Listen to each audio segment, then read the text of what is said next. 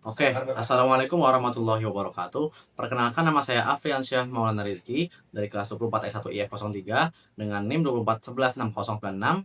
Di sini saya akan mengerjakan tugas presentasi individu mata kuliah organisasi dan arsitektur komputer dengan judul Evolusi Komputer dari generasi pertama sampai saat ini atau perkembangan arsitektur komputer.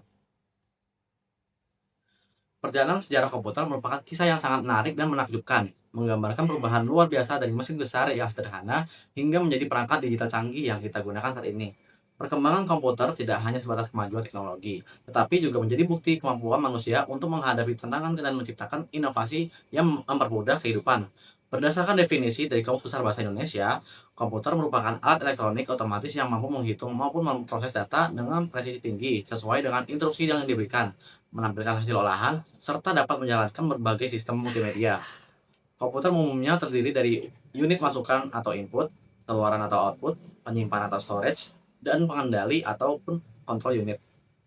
Saat ini, komputer tidak hanya berfungsi sebagai alat pengolah data, tetapi juga digunakan untuk hiburan, transaksi, serta media pemantauan dalam berbagai bidang kehidupan.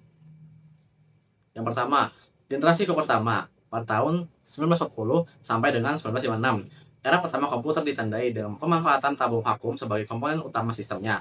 Generasi ini dimulai oleh seorang insinyur asal Jerman, Konrad Zuse, yang mengembangkan komputer untuk membantu perancangan pesawat dan juga proyek peluru kendali. Komputer pada masa ini memiliki ukuran yang sangat besar dan biaya produksi yang sangat tinggi.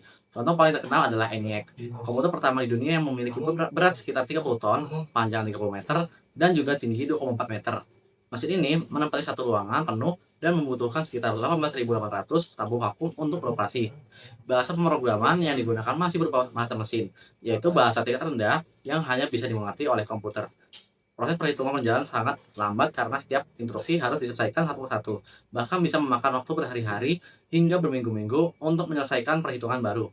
Selain itu, komputer generasi pertama dibuat hanya untuk tugas-tugas tertentu dengan perintah yang kaku, sehingga tidak fleksibel dan juga sulit diprogram ulang.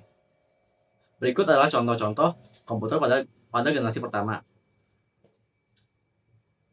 Oke, selanjutnya generasi kedua pada tahun 1956 sampai dengan 1963.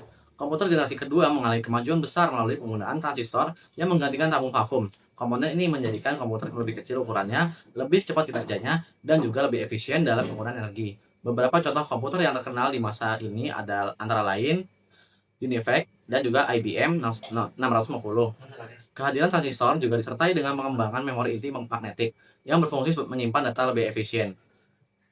Pada generasi ini, mulai muncul sistem operasi dan bahasa pemrograman yang tingkat tinggi, yang memungkinkan komputer digunakan untuk berbagai bidang seperti bisnis, riset, dan juga pendidikan. Secara umum, komputer generasi kedua memiliki daya tahan lebih baik, kapasitas penyimpanan lebih besar, konsumsi listrik lebih rendah, dan juga kecepatan pemrosesan yang meningkat dibandingkan generasi sebelumnya.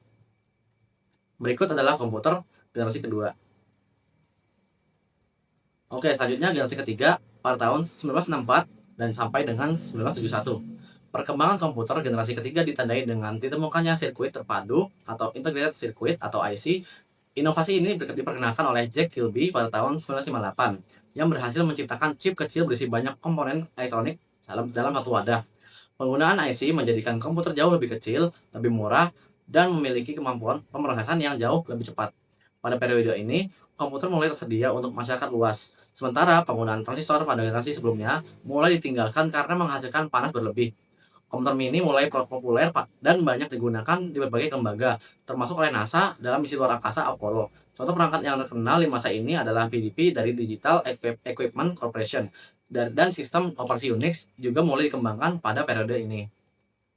Berikut adalah contoh gambar komputer pada generasi ketiga. Selanjutnya, generasi keempat pada tahun 1971 hingga masa kini. Generasi keempat menandai munculnya mikroprosesor yaitu chip yang berisi ribuan hingga jutaan sirkuit terpadu di dalam satu keping silikon. Komputer yang menggunakan mikroprosesor inilah yang melahirkan berbagai perangkat seperti personal computer atau PC dan workstation. Pada masa ini, inovasi juga terjadi dalam sistem penyimpanan data dengan hadirnya disk drive berkapasitas besar dan kecepatan baca tulis yang lebih tinggi. Selain itu, generasi ini merupakan tonggak awal lahirnya jaringan komputer dan internet yang kemudian mengubah cara manusia berkomunikasi serta berbagi informasi. Komputer pun mulai berkembang menjadi perangkat laptop yang ringan dan mudah dibawa kemana saja. Dengan kemampuan untuk saling terhubung melalui jaringan, komputer pada generasi ini membuka jalan menuju era digital modern yang kita kenal sekarang. Berikut adalah contoh dari komputer generasi keempat. Selanjutnya, yang terakhir generasi kelima, masa kini hingga masa depan. Generasi kelima komputer dikenal melalui penerapan LSI (Large Scale Integration) dan semikonduktor yang memungkinkan ribuan hingga jutaan transistor disatukan dalam satu chip mikroprosesor. Pada tahap ini, komputer dikembangkan menuju kecerdasan buatan atau artificial intelligence atau AI serta komputasi paralel untuk meningkatkan kemampuan pemrosesan data. Inovasi besar juga hadir dalam bentuk komputer kuantum dan teknologi nano yang diharapkan dapat memberikan kemampuan komputasi jauh melebihi generasi sebelumnya.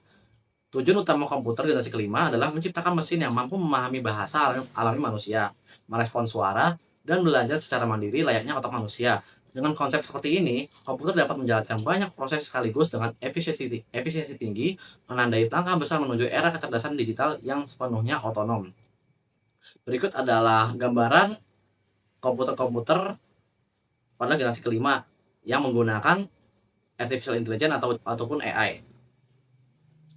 Oke, kesimpulannya, sejak awal kemunculannya, komputer telah mengalami perubahan yang luar biasa, dari mesin besar dan lambat menjadi perangkat kecil yang sangat cepat dan juga portable.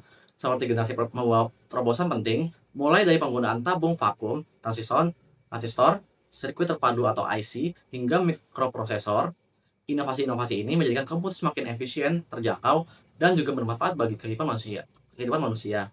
Kini, dunia tengah memasuki era komputer generasi kelima yang berfokus pada kecerdasan buatan, komputasi kuantum, dan juga teknologi nano. Perjalanan panjang ini menunjukkan kemampuan manusia yang luar biasa dalam beradaptasi, berinovasi, dan juga terus menciptakan solusi teknologi yang lebih maju untuk masa depan. Sekian presentasi dari saya, kurang lebihnya mohon maaf. Wassalamualaikum warahmatullahi wabarakatuh.